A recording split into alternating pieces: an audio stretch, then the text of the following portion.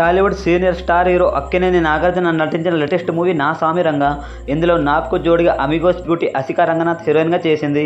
నా సామిరంగ చిత్రంలో ప్రముఖ కొరియోగ్రాఫర్ విజయ్ బిన్ని దర్శకుడిగా మారారు. పోస్టర్, టీజర్ మరియు ట్రైలర్తో మంచి బజ్ క్రియేట్ చేసుకున్న నాగార్జున నా సామిరంగ సినిమాతో సంక్రాంతి పండుగ కానుకగా జనవరి 14న ఆదివారం గ్రాండ్గా విడుదలైంది.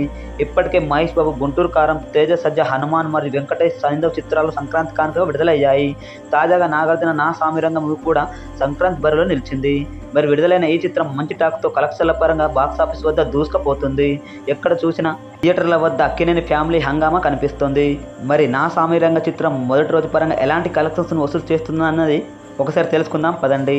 అడ్వాన్స్ బుకింగ్స్ ద్వారానే నా సామిరంగ మంచి బుకింగ్స్ను సొంతం చేసుకోగా రిలీజ్ డే నాటికి అన్ని ఏరియాల్లో మంచి రెస్పాన్స్నే తెచ్చుకుంది.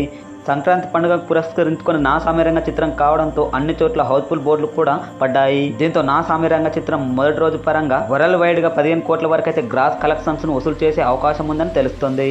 ఏదేమైనప్పటికీ నా సామిరంగ చిత్రంలో కింగ్ నాగార్జున మాస్ కంబ్యాక్ ఇవ్వడంతో భారీ కలెక్షన్స్ ని నమోదు చేసుకునే అవకాశం ఉందని అంటున్నారు.